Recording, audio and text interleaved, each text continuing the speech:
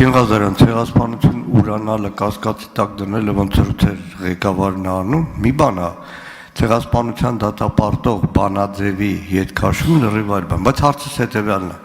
Հայաստանի Հանրապետություն, դուք ասում եք, որ հիմա կարգավորումներ կան։ Հայաստանի Հանրապետությունում ինչ կարգավորումներ կան, դիցուք, օրինակ, հոլոկոստը արդարացնելը, հրեաների ցեղասպանությունը արդարացնելը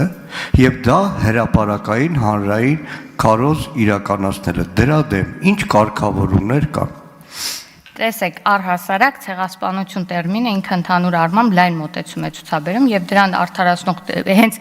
հոլոկոստին եւ մնացածին վերաբերելի էր նաեւ 136-րդ հոդվածը եւ այդ մասին մենք հանձնաժողովի նիստին բավականին երկար քննարկում ունեցել ենք։ Այսինքն այն առումով, որ ավելի նեղացնենք այդ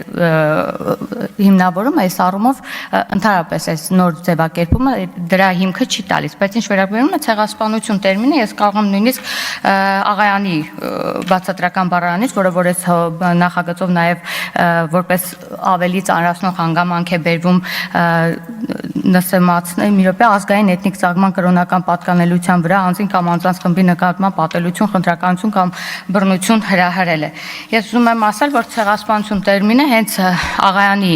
արդի հայերեն բացատրական բառարանի 76 թվականի հրատարակչության երկրորդ հատորի 1474-ում որպես բացատրություն բնակության առանձին խմբի ազգային փոքրամասնությունների ժողովրդին են ոչնչացումը կոտորած ռասայական, ազգայական կամ կրոնական շարժառիթներով նաև գենոցիդը։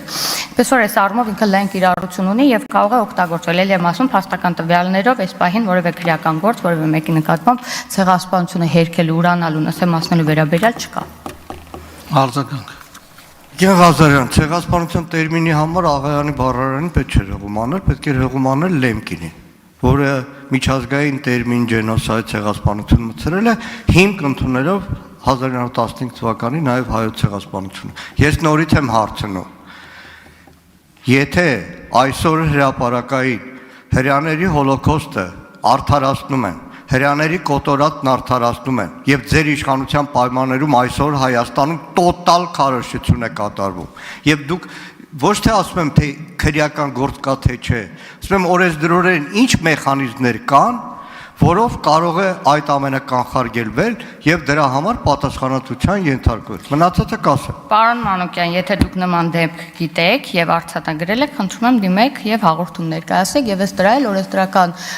նկատառումներով այդ կքննարկվի եւ որոշում կկայացվի։ Շնորհակալություն։ Տիկին Ղազարյան, հարցերը ավարտվեցին։